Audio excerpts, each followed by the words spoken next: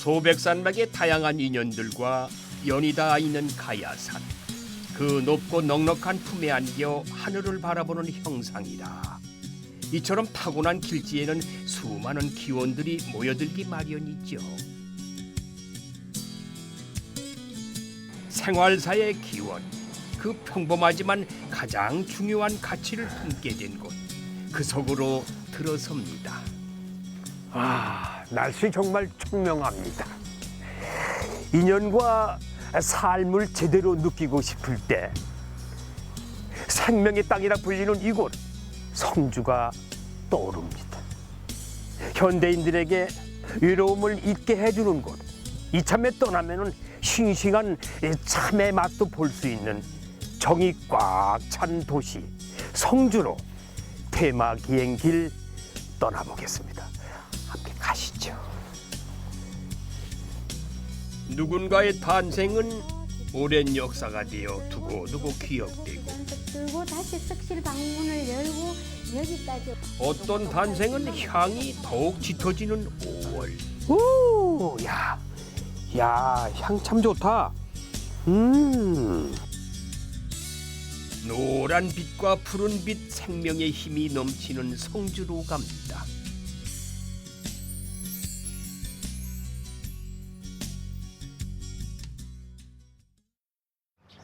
성주 읍내로 들어서는 길목. 가장 먼저 마주한 곳은 마을 안에 떡하니 자리 잡은 큰 숲입니다. 이맘때는 병아리 같은 유치원생들의 방문으로 더 파릇파릇해지던 곳이죠. 야, 이게 수백 년 묵은 왕보들 나무에 왕보들. 야, 일품이네요. 저 위에 보니까 저게 꽃이 폈어요. 저 꽃이 뭐냐?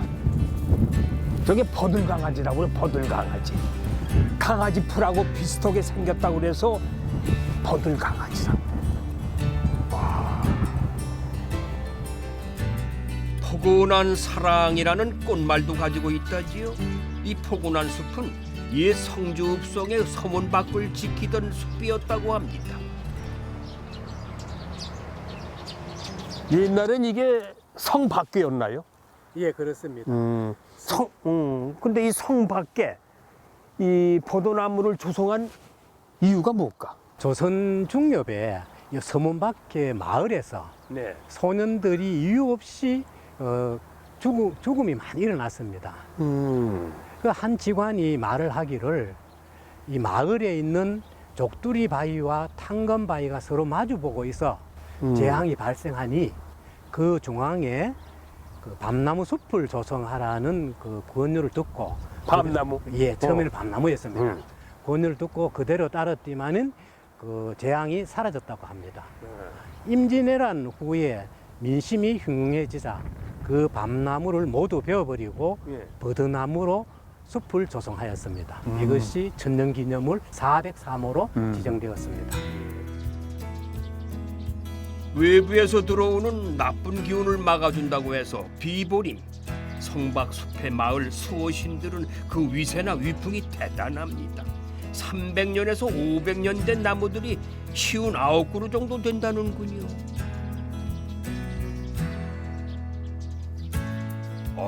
이 나무는 풍채가 좋은데요. 아니 이제 버드나무 밑에 예, 이게 숫자가 적혀 있어요. 번호가 예, 맞습니다. 55-1이 뭐예요? 이게? 예, 우리 사람에게도 자기 이름이 있는 것처럼 이 버드나무도 55-1이라는 것이 이 나무의 이름입니다. 근데 이 나무가요. 예. 이 자체가 좀 품위가 있어 보이고 아주 좀 격이 있어 보여. 다른 나무에 비해서. 예, 잘 뻗어 올라갔어요. 그냥 예. 아주 맞습니다. 제대로 올라갔어요. 예, 예. 이 나무가 이 그 성박숲에서 가장 큰 나무이며 가장 잘생긴 나무입니다. 자, 이 제일 크군요, 이 나무가. 예, 예. 그리고 이 높이가 약 14m 정도이고 이게 14m? 14m 정도이고 둘레가 약 6m 정도입니다. 그리고 우리가 이 나무 앞에 설 때 그냥 야 멋있다, 운치 있다 이렇게 생각하지만은 예. 이 나무로서도 그동안 살아오면서 우리가 보지 못하는 많은 고통과 아픔의 상처를 치유하면서 우리 앞에 이 늠름한 모습을 보여주고 있는 나무가 정말 대단하다고 느껴지지 않습니까? 맞습니다. 이 포도나무들, 이 왕보들이 다 이 성주의 역사와 흔적을 그대로 담고 있는 것 같아요. 예, 맞습니다. 그렇죠? 네. 성박숲의 시간은 계속해서 흘러갑니다. 역사의 공간이자 휴식 공간, 성주의 랜드마크인 생활사 축제의 공간으로 활용되고 있습니다. 선생님 혹시 저 나무를 한번 보시죠. 어떤 나무요? 요 가지, 이 나무 가지와 이 나무 가지가 서로 붙어 있는 부위를 한번 보시죠. 이게 무슨 나무예요? 예, 왕보들인데 나무와 가지가 다른 나무의 가지와 가지가 만나서 하나가 되는 것을 갖다가 우리는 열리지라고 이야기합니다. 그러니까 각자 나무가 위에서 붙었네요. 예, 예. 그러니까 저게 무슨 사람으로 말하면 무슨 연애하는 건가, 사랑하는 건가, 그러죠? 예, 그렇습니다. 그래서 중국에 있는 그 장가라는 가사에 보면은 한 대목이 나오는데 죽어서 하늘에 가면은 비익조가 되고 땅에서는 열리지가 되어서 만나자 하는 그런 이야기가 있습니다. 땅에서는 열리지가 돼서 만나자. 예. 예. 그래서 이 열리지는 우리가 흔히들 젊은 사람들의 어떤 사랑을 이야기하고 가족 간에는 우애를 나타내기도 하는 것이 바로 이 열리지입니다. 숲은 마을을, 사람은 숲을 지키게 된 열리지 같은 인연. 산업화 가당에서 사라질 뻔한 숲을 주민들이 지켜냈다는구만요. 그 덕에 이 새로운 인연의 발길도 이어집니다. 이 나무하고 이 성주하고 이 역사적으로도 이렇게 연결이 많이 돼 있어요, 관계가. 그렇죠? 예, 그렇습니다. 성주는 이 성박숲도 유명하지만은 성주군 소재지 일대를 돌아보면은 아주 숨어 있는 관광지가 많이 있습니다. 이 성박숲에서 해설사와 함께 출발하여 2시간 정도에 돌아오는 코스가 있어요? 별거울 탐방길이라는 그런 프로그램을 운영하고 있습니다. 그러니까 이렇게 투어식으로 이렇게. 그렇죠. 그러면서 이제 곳곳에 뭐 여기 성주가 유명한 게 참외 아닙니까? 예, 맞습니다. 성주로 하면은 참외를 빼놓고는 이야기할 수가 없지요. 그렇죠. 성주에 참외에 대한 역사적인 인물이 있습니다. 네. 그 사람이 아직도 참외 농사를 짓고 있는데 그 사람을 한번 만나보시면 좋을 것 같습니다. 우리나라 참외 생산량의 70%를 차지하는 성주. 참외 냄새 그냥. 참외 향이 참 진하게 나네요. 안녕하세요. 네, 반갑습니다. 네. 수확철답게 비닐하우스 안에 노부부의 손길이 분주한데요. 바쁘지만 제일 신나는 시기이기도 하지요. 특히 올해가 이 성주참의 50주년이라는데요. 시설 재배를 시작한 지 반백년. 젊은 시절을 오롯이 참외에 바친 농부의 머리가 희끗희끗해졌습니다. 평생의 노력이 아라리 여물어 있죠.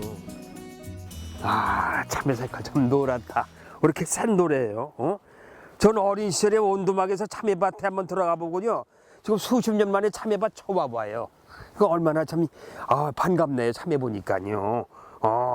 근데 참외 농사 하신 지 몇 년 되셨어요, 우리 어르신은?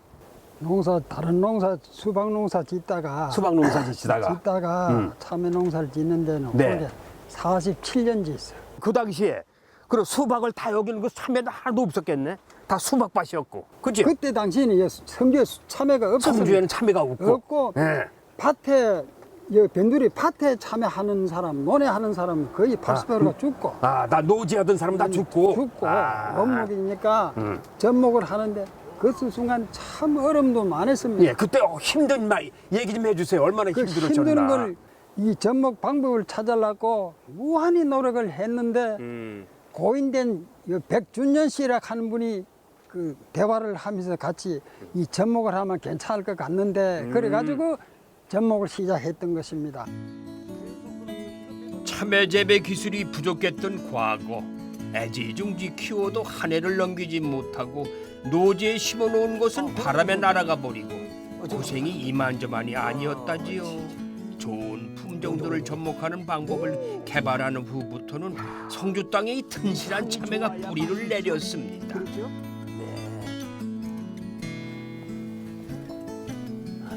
어르신, 예. 여기 맛있게 생겼어. 딱 보니까. 야, 이 생김새가 이거 아주. 야, 이렇게 적어도 맛있잖아. 이게 제대로 완숙인데, 이거는. 몇 월 달부터 심어가지고 언제 수확을 하고 몇 개월 동안 수확하는지. 작년도 11월 10일경에 파종을 합니다. 파종을 해서. 파종을 해서 겨울에. 45일 켜야 봄밭에 정식을 하거든. 수은고 며칠 후에? 얼마나 후에? 50일 내지 55일 걸려야 한 달 반. 예, 달 반은 있어야. 수확을 합니다. 그때부터. 예, 그럼 몇 월 달까지 수확하세요? 이 7월 한 길게 나가면 7월 20일까지 갑니다. 고생해가지고 보람을 느낄 때 있잖아요. 막 너무 잘 돼가지고. 그럴 때 기분은 어떠셨어? 나는 짜다를 못 느꼈는데 뭐 전부 기자들이 뭐 이 기자가 미치다 뭐 한번 왔다 가면 기자들 오고 그러더라고. 그러셨구나. 예, 기자들이 오고 그때 당시는 이 참외를 무슨 참외라면 무슨 참외를 안 가고 서울선 10골 참외를 했습니다. 10골 참이 골이 10개인가? 예, 10골 참외를 했는데 예. 10골 참외로서는 우리나라 최초의 서울 올라갔었습니다. 성주 참외는요 1970년대 노지의 10골 참외라고 불린 은전 참외를 재배한 것을 상업재배의 시작으로 보고 있습니다. 당시 개량된 교배종을 통해서 저온에 강하고 착과력이 더욱 우수해졌죠. 뭐 지금은 성주하면은 참외를 자동적으로 외칠 수 있게 됐습니다. 손을 읽어줄게. 이 막사에 누르니까 그냥 이 참외 향이 가득해가지고 참외 냄새 나시죠? 안 나요? 우리는 장 맡았어. 잘 못 맡으시죠? 전 들어오자마자 참외 향에 야 향기롭다. 아이고. 그런 걸 아주 금방 느꼈어요. 네. 이 참외를 일반인들이 시중에 나가서 참외 고를 거 아니에요? 예. 근데 저도 참외 어떻게 맛있는 걸 골라야 되는지 잘 몰라요. 한번 좀 우리 어르신이 말씀해 주세요, 어머니가. 어떻게 골라야 맛있는 거 고를 수 있나요? 참외는 네. 고리 요래 팍팍 젓는 게 나야 돼. 요래 쏙쏙 들어가고 요래. 골이 좀 예. 쏙 들어간 거? 예. 응. 선명하게 요래 고리 쏙 선명하게 들어간 들어간 게, 거. 예. 네. 그리고 또 뭐 물론 뭐 단단하면 더 좋고. 네, 단단하고. 예. 또 이 색깔은 어때? 색깔은 이래 뭐 완전 노랗. 이래 뭐 황금빛 색이 나야 맛있죠. 황금빛 예, 예. 색깔이 예. 나야 또 예. 맛있다. 예, 그런 게 참외 맛이 예. 있다. 예. 그런 걸 고르시면 된다. 예, 예. 그런 고른 걸 저 한번 깎아주세요. 맛 좀 보게. 예, 예. 평소에 그 참외 씨를 빼고 먹는 게 당연한 줄 알았는데요. 싱싱할 때는 함께 먹는 게 더 달고 맛있다는구만요. 야.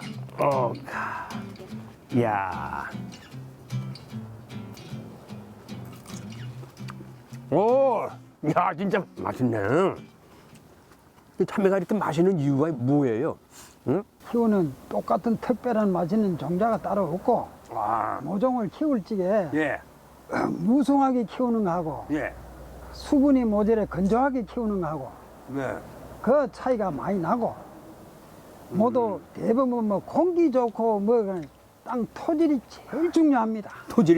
토양이 문제가 있고 토양이 좌지우지하는 거야. 토양이 다른 지역하고 이 지역하고 다른 지역엔 참외 농사를 똑같은 종자를 해봐도 이 맛이 안 나더라고. 성주 참외가 역시 향이 좋고 맛이 좋은 이유를 알겠어요. 왜 참외가 맛있는지.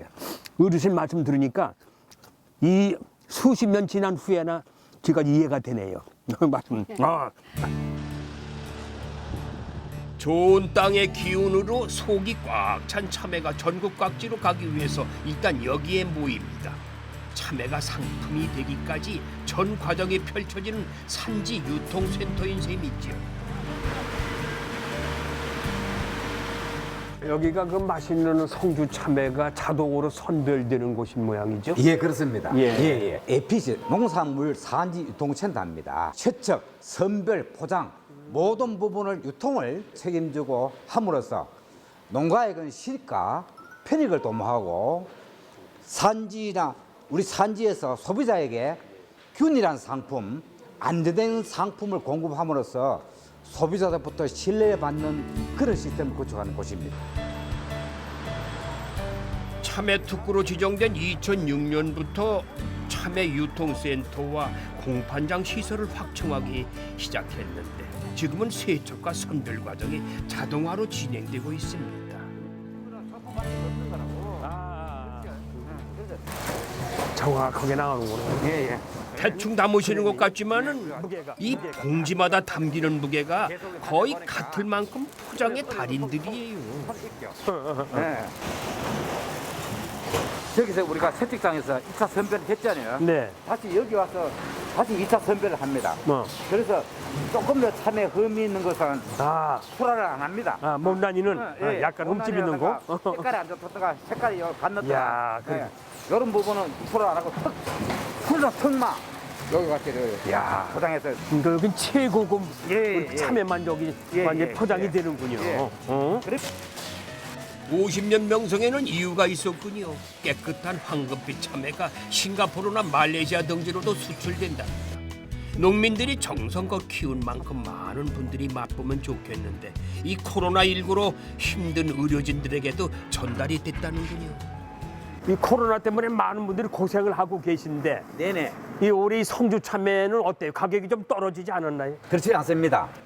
그 원인을 분석해 보면은 네. 외국 수입 농산물이 각 마트라든가 소비처에 없습니다. 아, 수입이 안 된다. 예. 오. 그다음 두 번째로 예. 이 성주 참외가 계절 과일이기 때문에 2월에서 6월까지 예. 핵과일, 여름 과일이 나오기 전까지 아. 봄에만 생산되기 때문에 소비자들이 워낙 더 소비를 하고 있으면 예. 특히 인터넷 판매는 막 작년 배 수준 이상으로 좀 잘 나오고 있습니다. 이 성주 참외 농가들이 타 농가보다 이 자부심이 아마 대단할 것 같아요. 대단합니다. 네.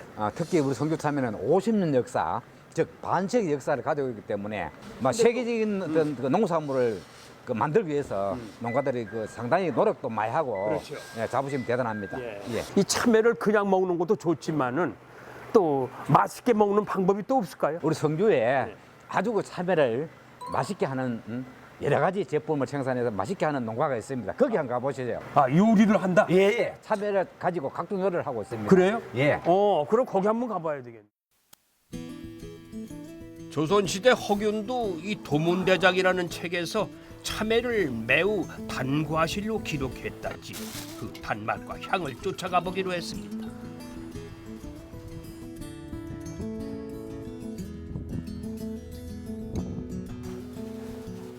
아유, 안녕하세요. 뭐하고 계십니까? 네, 안녕하세요. 아유, 반갑습니다. 네. 여기가 뭐 어우. 참외 전문 요리하는 곳이에요? 맞아요? 제대로 참외, 찾아오셨네요. 참외 전문 요리. 네네네. 예. 근데 지금 네. 뭐 하시는 거예요? 지금 그 참외로 네. 청을 담은 거거든요. 청? 네. 참외 청? 청을 가지고 네. 다른 요리에 참외 요리에도 넣고 저희들 음식에 단맛 내는 데는 참외 청으로 쓰고 있거든요. 아, 참외 예, 청으로. 예, 냄새가 좋네. 예, 참외 향입니다. 참외 향? 예, 맛볼 수 있나요? 네, 어머, 드셔보십시오. 어머.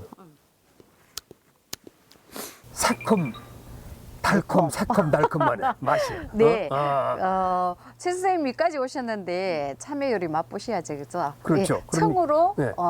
참외 요리 여러 가지 장아찌라든지 맛보시러 가보실래요? 그래, 좋습니다. 네, 저 한번 따라오십시오. 보여주세요. 향토 요리를 연구하다가 참외 요리에 관심을 가지게 됐다는 사장님.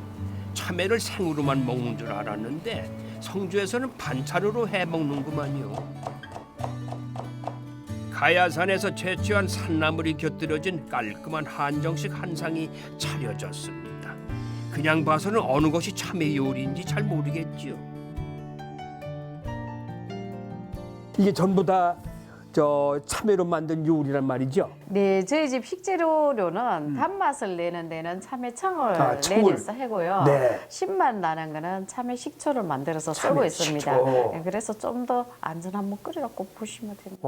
거의 다 그런 참외가 다 들어간 거구만. 네, 그럼. 참외가 들어가고 참외청이 청이 들어가고, 들어가고 신맛은 식초가 참외 식초가 들어가고. 들어가고. 네. 참외자가 다 들어간 거. 네, 네, 네. 그러니까 어떤 게 참외 쌤, 뭐가 참외인지 한번 참외? 맞춰보실래요? 이거는 참외 같아. 참외 같죠? 네. 네. 네. 아삭아삭 씹는 맛이 있네. 쌤, 그 참외 장아찌 맛이 어떠신가요? 장아찌지 뭐. 장아찌지 뭐. 식감이 좋아. 식감이 좋아요. 아주 새콤하니. 근데 사장님, 네. 어떻게 참외로 요리를 할 생각을 참외로 하셨어? 제 할머니가 늘 장독 때에 참외를 소금에 절여가지고 꾹 눌러놨다가 된장에 박아놓기도 하고, 된장에 박아놓지. 예예예, 고추장에 박아놓기도 하고 그걸 툴툴 털어가지고 썰어가 양념을 해서 맛있죠. 예예 그렇게 먹었던 기억이 있어가지고 제가 이제 제 어머니가 이제 저한테 해줬던 밥상을 제가 지금은 고객분들한테 이렇게 차리게 됐습니다. 고와라. 밀전병에 각종 채소와 참외를 싸서 한 입 넣으면은 이 심심한 맛은 이게 고추장에 묻힌 참외를 달래주면 참 왜 이렇게 맛이지 이게? 참외역의 사용실은 이 모든 사용하는 이 참외가 품종이 어떤 그 품종은요, 최고 1등품은 생가루 먹고요. 생과를 먹고. 네네. 그 푸른 참외 못 났을 때 이렇게 못 나린 참외 이렇게 푸른 거 상품 가치가 없는 거는 좀 이래 떨어지는 거. 따내거든요. 예, 그럴 때 이제 푸른 참외 장아찌를 만들고요. 요런 그 다음에 거죠. 참외가 너무 익어가지고 예. 툭툭 터지는 거 있죠. 사실은 그게 과일은 이렇게 터지고 완숙된 게 맛있잖아요. 그게 맛있어. 단맛이 그죠? 예, 그럴 때 그거는 또 청을 담는 거예요. 청. 참외청으로. 예, 그게 최고예요. 네. 예, 예. 젊은 사람 입맛을 사로잡는 메뉴도 있습니다. 시원한 스무디로 만들어 먹으면 비타민 C가 풍부해서 피로가 싹 가신다는구만요.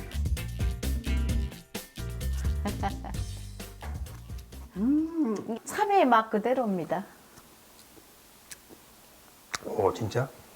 달지도 않고 참외 맛 진짜 그 맛이네. 네, 와, 아주 맛이 제 맛인데.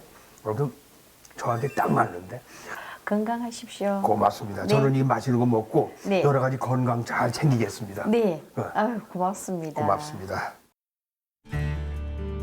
건강한 땅을 가진 성주는 참외의 명당이기도 하지만은 조선 왕실이 인정한 명당이기도 합니다. 이곳 성주의 태아의 탄생을 소중히 기억하고 보관하는 세종대왕 왕자 태실이 있습니다. 와.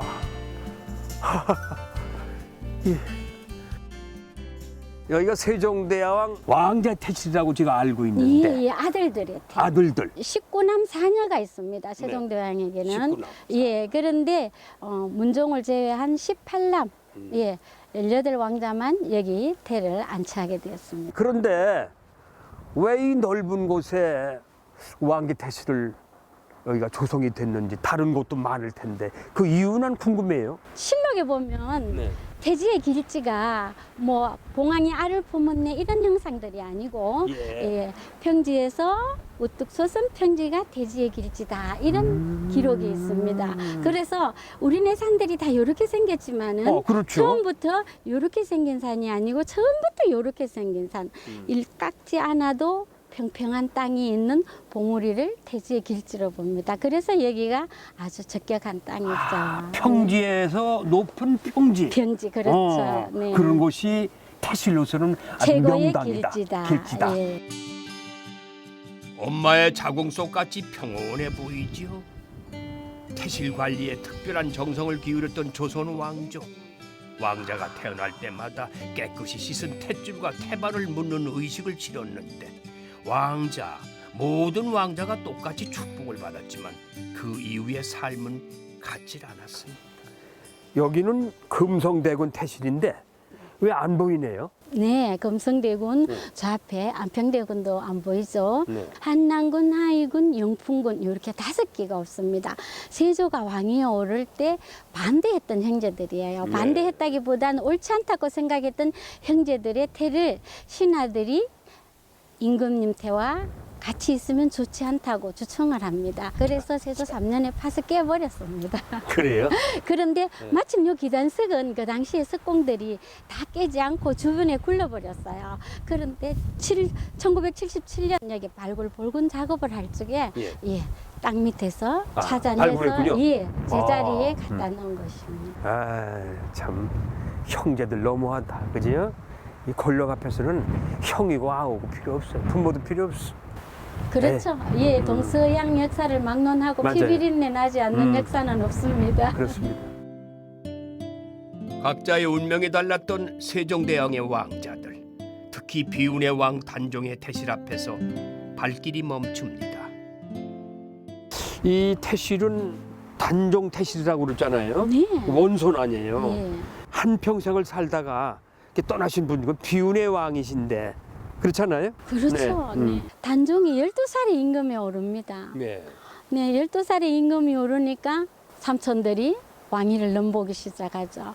그래서 세조가 왕위를 찬탈했다고 역사가들은 말하고, 실록에는 단종이 왕위를 양위했다고 기록이 되어 있습니다. 그래서 15살에 영월로 기양을 가게 됩니다.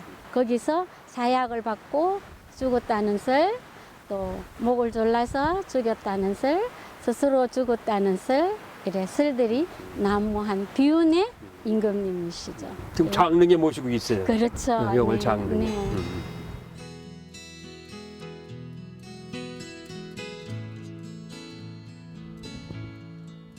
단단하게 봉해진 태실 내부가 궁금해집니다. 바로 곁에 있는 태실 문화관을 찾았는데요. 태실에 대한 정보뿐만 아니라 생명 탄생에 관한 선조들의 지혜를 엿볼 수 있어서 태교 여행지로 손색이 없는 곳입니다. 태실을 주제로 한 국내 하나뿐인 공간이라고 하는군요.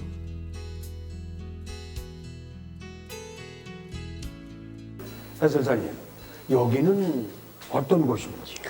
여기는 태를 봉안하는 데까지, 경복궁을 출발해서 안태하는 데까지 필요한 그 절차와 그 다음에 안태 행렬과 모든 절차를 한 곳에 볼 수 있도록 해놓은 곳입니다. 왕자가 왕이 됐다. 네. 그럼 태실의 격도 서로 차이가 나나요? 그럼요. 당연히 차이 나죠. 우리 한글로는 다 같은 태봉입니다. 근데 한자로는 일반 왕자 태실은 그냥 봉우리 봉자를 쓰는 태봉.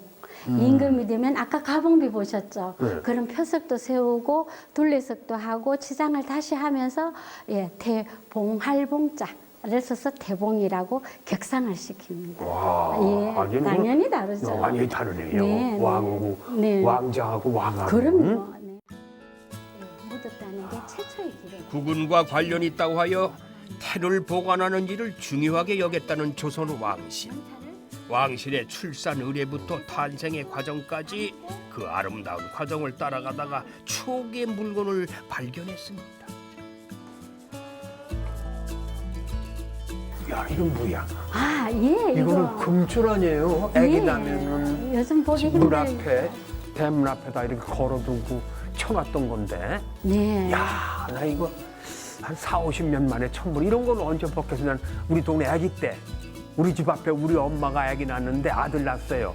그래서 고추만 다루는 거 그 기억이 나요. 네. 그 집집마다 옛날에 다 이런 통습이 있었잖아요. 네, 그죠? 저는, 우리 조상들의 지혜가 얼마나 놀라운지 몰라요. 지금은 휴대폰이 있어서 아들 낳았다, 딸 낳았다 연락이 바로 가죠. 근데 이웃집 세대기 배가 불렀어요. 그런데 언제쯤 해산을 했을까, 아들을 낳았을까, 딸을 낳았을까 모르잖아요.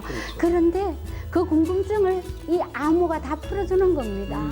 자, 검주를 쳤다는 그 자체가 아기를 낳았다는 뜻이에요. 그런데 아들인지 딸인지 궁금하시죠? 아이고 반갑게도 아들을 낳았네요. 네. 고추를 꼽아놨어요. 맞아요. 섭섭하게 딸을 낳았습니다. 숯을 꼽았어요. 그런데 더 중요한 거는 네. 아기가 면역이 없잖아요. 그렇죠. 그러니까 이 검줄로 인해서 우리 집에 아기가 태어났으니 당분간 내부인들은. 출입을 금해 주십시오 하는 그런 암호가 여기 다 담겨 있어요. 얼마나 이렇게 지혜롭게 도르지 말고 아들인지 딸인지 구분 맞아. 다 해주고 참 오랜만에 몇십 년 만에 저는 아주 귀한 걸 보았습니다. 지금 이제 여기 도저히 와서. 볼 수 없는 이제 경복궁 과거 세종대왕 왕자태실 태봉한 의식을 설명해 놓은 곳인데요. 실제로도 볼 수 있습니다. 성조군에서는 매년 세종대왕 왕자태실에 안치할 왕자의 태를 경복궁에서 성주로 봉송하는 여정을 그대로 재현하고 있습니다. 말씀을 받아요. 여기 있으면 누군가가 해하기가 쉬워요. 요거 하나 드러내면 가운데 게 나오잖아요. 그러면 해할 수가 있어요. 그런데 아까 제가 8명이 들었다 그랬잖아요. 저 가마를 안전하게 해서 여기도 개첨석 들고 중동석 들고 기단석 들고 다시 석실 방문을 열고 여기까지 오려면 많은 시간이 걸리면은 누구에겐가 들킬 확률이 높아지는 거죠. 또 태교 음식이네요. 요즘은 건강한 출산을 위해 엽산과 같은 영양제를 먹기도 하지요. 우리 조상들은 아이를 가졌을 때 어떤 음식을 먹었을까요? 태교 음식 종류 쭉 나와 있는데 골고루 하나 좀 소개 좀 해주세요. 저 잉어하고 인삼죽은 임산부의 몸을 건강하게 하고 태아를 건강하게 하는 거고요. 저 송편은 솔잎배지입니다. 솔잎에다. 예, 그렇죠. 솔잎배지죠. 그 솔잎배지는 거는 머리가 좋아지라고. 아, 예, 머리가 머리가 예민해지라고. 좋아지라고. 그리고 식혜 같은 경우는 지금 우리가 장을 좋게 하기 위해서 뭐를 먹습니까? 요구르트 같은 걸 먹죠. 그런데 식혜가 발효 음식이에요. 그렇죠. 예, 소화제로 식사와 식사 사이에 예, 임산부의 건강을 위해서 예, 소화를 돕는 위해서 예, 식혜와 물엿을 마셨다 그래요. 참 지혜롭네요. 우리 네, 조상들도 네. 짜고 맵은 건 없어. 그런 거의 건 다 없어요. 다 예. 김치도 없어. 예. 그냥 아주 담백하면서도 순수한 거. 그렇죠. 그렇죠? 네, 예. 안 매운 거, 예. 안 짠 거. 그리고 또 곡물, 그래, 곡물 곡물. 위주로 예. 예. 땅에서 나는 그렇죠. 예, 예, 그런 음식으로 근데 예. 이 세종대왕 왕자 태실이 이 무슨 의미일까요? 여기다 이렇게 만들어 놓은 의미가 있을 거예요, 그지? 그 역사적 가치로 저는 생명 존중에 예, 가치를 많이 둡니다. 그리고 지금 문화적 가치로는 저 세종대왕자 태실이 태실 문화 연구에 큰 역할을 한다고. 역할을 하죠. 그래서 그런 큰 의미를 갖고 있다. 네, 네. 그리고 후손들에게 조상들이 어떻게 사람의 인간의 태를 어떻게 갈무리 했나도 중요하지만 귀하게 여겼다는 예, 생명을 귀하게 여겼다는 그런 문화적 가치가 아주 높은 거죠. 제가 오늘 둘러보니까요. 남녀노소를 불구하고 한 번씩은 다 우리가 엄마 뱃속에서 태어난 사람들 아니에요? 그렇죠. 한 번 와서 보면은 다시 한번 생각하는 게 있을 것 같아요. 우리 엄마에 대한 생각, 그렇죠. 그리고 애에 대한 생각. 네. 그게 필요한 것 같은데 여러 가지. 그럼요. 그죠? 네. 그래서 평생에 한 번은 저는 이 성주를 다녀가는 게 좋을 것 같다. 예. 옳은 말씀이세요. 예. 세종대왕 왕자 태실에서 내려오면은 불과 200m 아래에 태실의 수호 사찰인 선석사가 있습니다. 사람 인자 모양의 맛배지목을 가진 법당들이 우리를 맞이하는구만요. 절의 얼굴인 대웅전. 온화한 표정의 부처님과 바람에 마음의 문을 두드리는 풍경 소리가 이곳이 산사임을 깨닫게 해줍니다.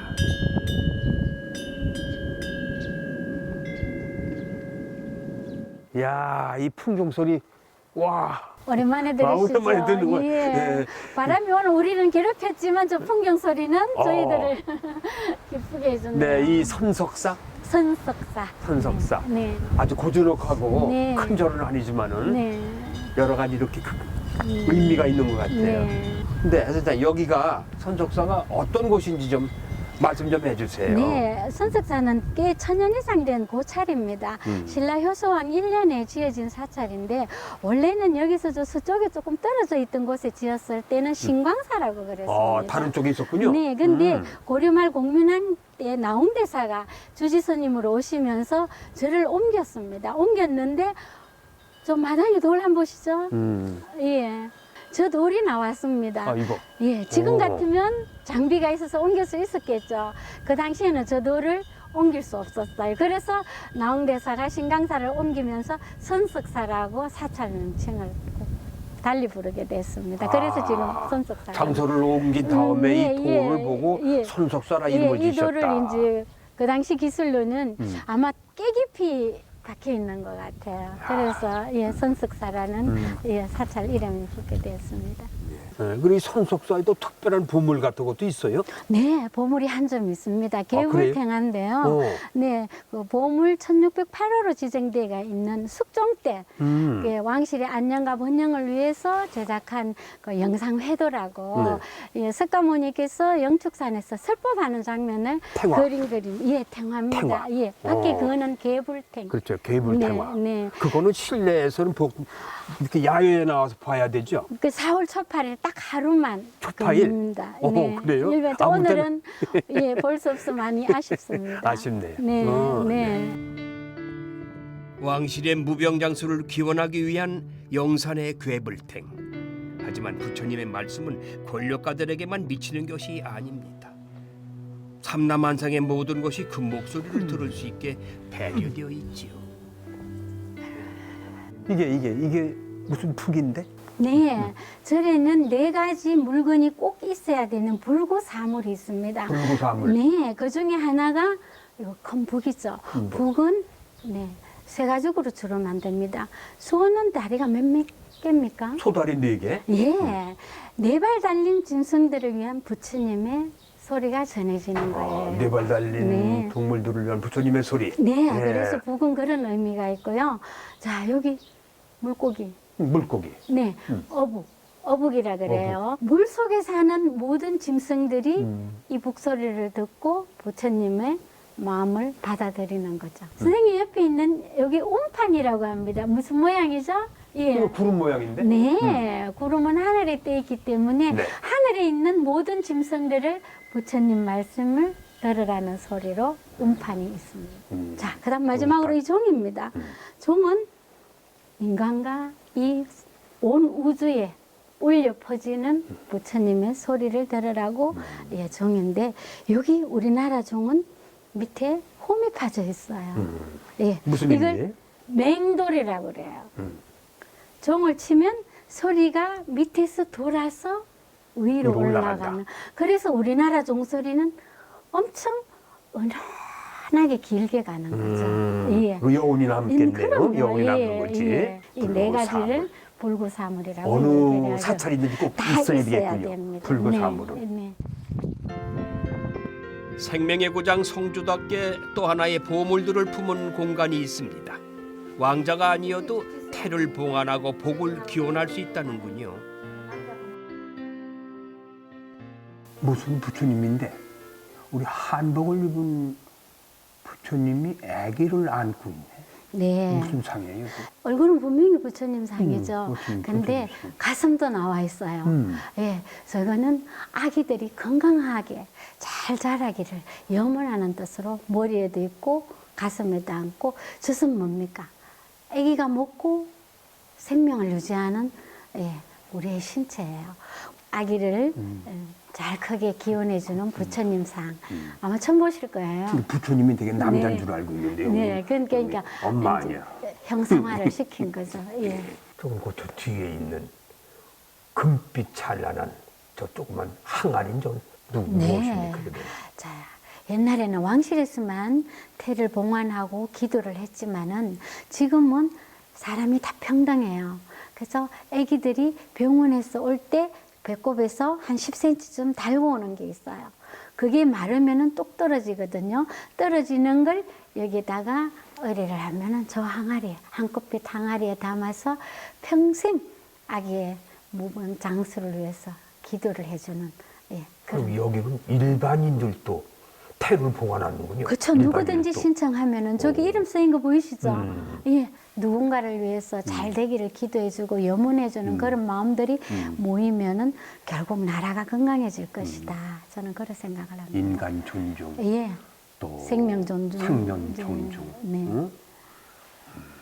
그런 걸 다 여기다 네. 포함되어 있구만요, 그렇죠? 조선 후기 실학자 이중화는 택리지에서 성주를 훌륭한 이가 태어날 수 있는 특별한 곳으로 칭했습니다.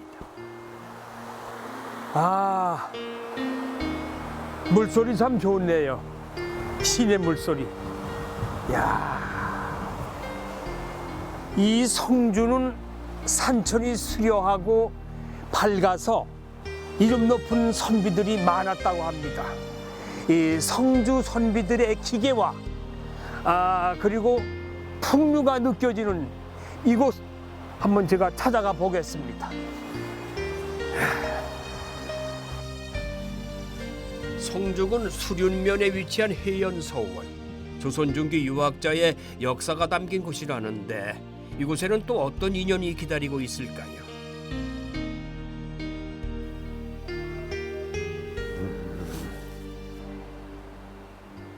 이곳이 해연서원이라고 알고 있거든요. 근데 이곳이 어떠한 곳인지. 여기는 조선시대, 조선 중기 대유학자이신 한강 정구 선생님의 뜻을 기리기 위해서 세운 서원입니다. 네. 그럼 여기서 살고 계셨나요? 아니면 거기서 공부를? 사신 곳은 여기는 아니고 젊었을 때 여기에서 그 서당을 지어서 후학들을 가르쳤어요. 후학도를 가르치던 곳. 그럼 뭐 여기 학교네? 예, 그렇죠. 그렇죠? 예, 그러다가 이제 한강 선생님 돌아가시고 제자들이 선생님 뜻을 기려가지고 그 서당 자리에 서원을 건립하게 되었습니다. 예. 태계 이황 선생을 포함한 영남 5현 중에 한 분이신 정구 한강 선생. 강학 공간인 강당을 중심으로 수학하던 유생들이 거처했던 동제와 서제로 구성되어 있습니다. 강당 앞에는 전기가 없던 시절 불을 밝히기 위해 세운 정료대가 있구만요. 이게 아까 동제라고 그랬죠? 이게 서제. 여기서 공부한 사람 중에 아주 걸출한 인물이 배출된 사람은 없어요? 있습니다. 누구예요? 예, 한강 선생님 자체가 워낙 걸출하신 분인데 당연히 제자들 중에서도 걸출한 사람이 안 제자 나왔겠습니까? 중에서. 예, 구미 인동의 여헌 장행광 선생, 외관의 석담 이은호 선생, 우리 성주의 등암 배상용 선생 같은 그 후학을 길러내셨습니다. 그 유명한 분들이 여기서 배출됐는데 그분들 중에 그림, 저 글씨도 그분들 중에 한 분이 쓰신 건가요? 그렇진 않고요. 예, 저기 망우남이라고 쓴 거는 우리나라의 어떤 독특한 서체를 만드신 미수 허목 선생님의 글씨입니다. 허목 선생. 그 미수체라고 불리기도 합니다. 그러세요. 그럼 저것도 체가 비슷한데 다르나요? 저거는 다른 분이 썼습니다. 저거는 광효라는 자를 가진 분이 쓰신 글입니다. 저기 옥설헌이라고 되어 있습니다. 그래도 그런 역사적으로 흔적이 있는 곳이네요. 예. 유물전시관인 숙무각을 찾으면은 한강 정구 선생을 좀 더 가까이에서 만나뵐 수가 있습니다. 다양한 자료와 선조 41년인 1608년에 가선대부 사원부 대사원에 임명된 교지도 볼 수가 있고요. 한강 정구 선생은 평소 관직에 뜻을 두지 않았으나 국가의 부름으로 관직에 나올 경우에는 주로 외직을 선호하셨다는구만요. 저서 또한 하나의 학문에 치중하지 않고 다방면에 관심을 두셨습니다. 함주주는 이게 우리 정구 선생님이 직접 지으신 겁니다. 집필하셨구나. 예. 한강 선생님은 각 지역에 그 임지에 부임을 하면은 전체적으로 그 지역의 지지를 발행을 하셨습니다. 이 한강 선생님 여러 업적 중에서도 아주 중요한 그런 업적인데 그 중에서 지금 현재 남아 있는 게 이 함주지라는 책입니다. 함주가 지금 경남 함안입니다. 함안. 예. 그래서 지금 이 지지 같은 경우는 그 지역 역사를 연구하는 데서 아주 중요한 사료가 되고 있습니다. 한강 정구 선생이 심고 가꾼 백매원의 매어나무를 뒤로 하고 서원 뒤쪽에 산책로를 올라가면 이 기암괴석과 수목이 절경을 이루는 풍류의 장소를 만납니다.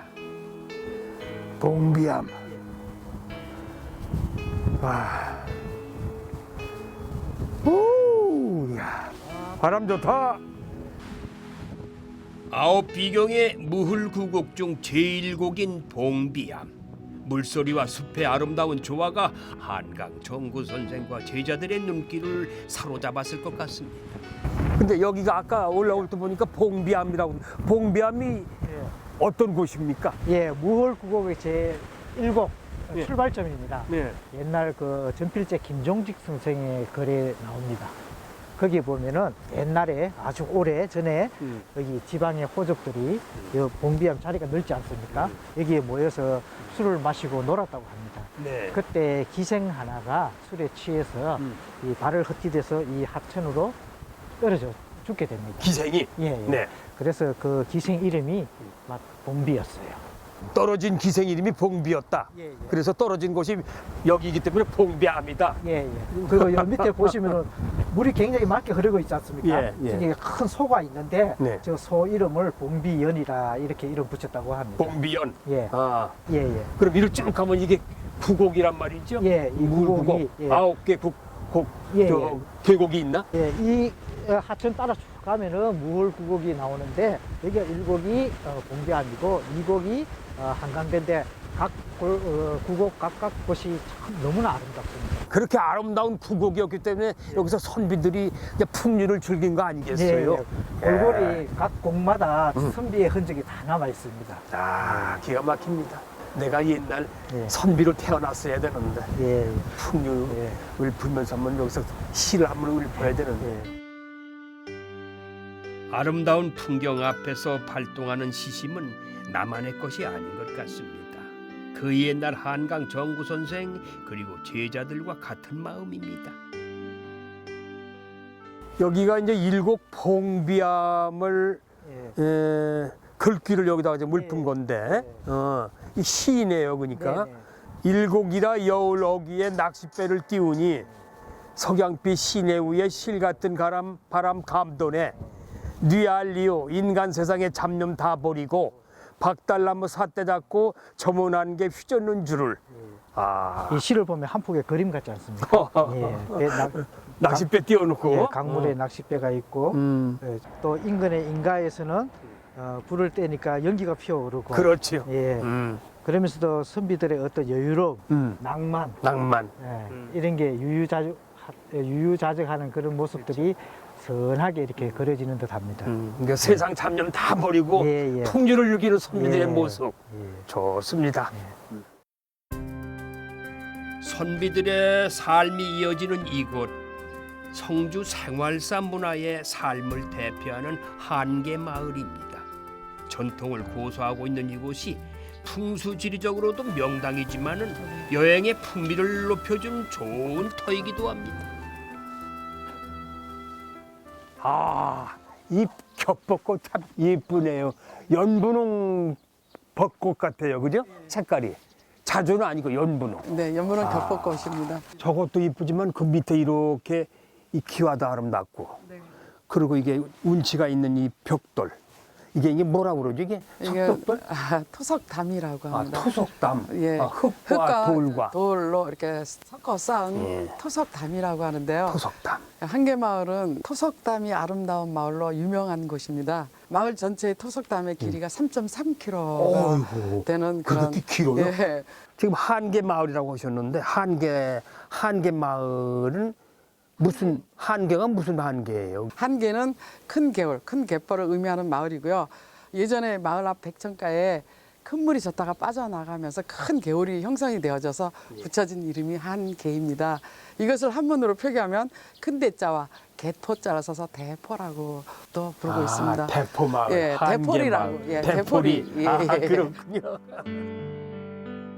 이 좋은 풍경을 매일 본다면은 배포도 커질 것 같죠. 산지와 접한 고택을 따라 이어진 토석담과 함께 걷다 보니까 특별한 바위를 만났습니다. 이 마을 가운데 입구에 이런 아주 탐스러운 바위가 있네요. 이게 보니까 광대바위라고 하는데 이 광대바위에 대한 그 역사를 좀 말씀 좀 해주시겠어요? 아, 예, 이 광대바위는 수백 년 됐다고 보시면 됩니다. 이 광대바위의 의미는 이 마을에 과거 합격자를 위한 그 잔치를 벌였는데 이 바위 주위에서 벌렸고요. 그때 광대들이 놀았던 자리를 광대거리라고 합니다. 네. 자, 광대들이 그 줄타기를 할 때 밧줄을 이 바위에 메고 했기 때문에 광대바위라고 부르고 있습니다. 광대들이 놀았던 마당. 그렇죠. 아. 광대거리라고. 그 여기서 줄놀이도 하고 무슨 뭐 다른 놀이 많이 한 모양이죠. 그리고 이 마을은 과거 급제자를 많이 배출한 마을이기 때문에 예, 거의 1년에 몇 번씩 잔치를 벌였다고 보면 되죠. 그런 큰 행사를 여러 번 치르고 있구나. 그렇죠. 해마다 네. 그런 잔치를. 마을에 1200년 된 절이 있어 마을이 생긴 시기도 비슷하게 유추하는데 집성촌을 이룬 성산이 씨가 세거한 지는 약 550년 정도 된다는군요. 시도 민속문화재 중에 한 곳인 교리댁입니다. 이 집은 1760년에 이석구 선생이 지은 집인데요. 후손인 이기상이 홍문관 교리를 지냈다고 해서 교리댁으로 부르고 있습니다. 이 홍문관 교리를 지낸 이기상 이분은 그때 당시 조선시대에 장원급제를 하신 분입니다. 장원급제. 예, 들어오시다가 회화나무 득으로 보셨죠? 네. 한계마을에서는 회화나무를 어떨 때 심냐면요. 과거에 급제를 할 때 기념식수로 심었다고 해요. 기념식수로. 네, 그러니까 이 집에는 두 분의 문과 과거 급제자가 배출되어진 집이고요. 그리고 이기상이라는 분은 조선시대 장원을 하신 분이십니다. 조선의 탑이신 장원을 하신 분입니다. 이야, 그럼 이 집이 아주 어마어마한 집이네요. 사도 제자를 그리워하며 북쪽으로 살인물을 낸 응화 고택까지 역사적 공간들이 눈앞에 펼쳐집니다. 집집마다 물론 다 고택이지만은 또 양반들이 살던 집이고 여러 가지 큰 인물들이 많이 사셨던 곳이라서 더 볼거리가 많네요. 코로나 끝나면은 이 학생들도 물론 많이 오겠지만 이 방송 보시면은 이런 고택도 있구나 와서 직접 체험하시면은 더더욱 교육적인 의미도 클 것 같습니다. 또 다른 공간, 또 다른 풍경으로 이어주는 다리. 이를 통해 수많은 인연을 만나게 되죠. 아름다운 풍경이 있는 곳은 좋은 명당이 되고 좋은 명당은 사람에게나 식물에게나 행복한 기운을 주는 것 같습니다. 참외가 무르익어 가는 성주에서 만난 다양한 인연들, 그 인연이 이어지는 명당의 여행의 명당이 바로 성주가 아닌가 생각됩니다. 대마기행 길 여기서 인사드립니다. 감사합니다.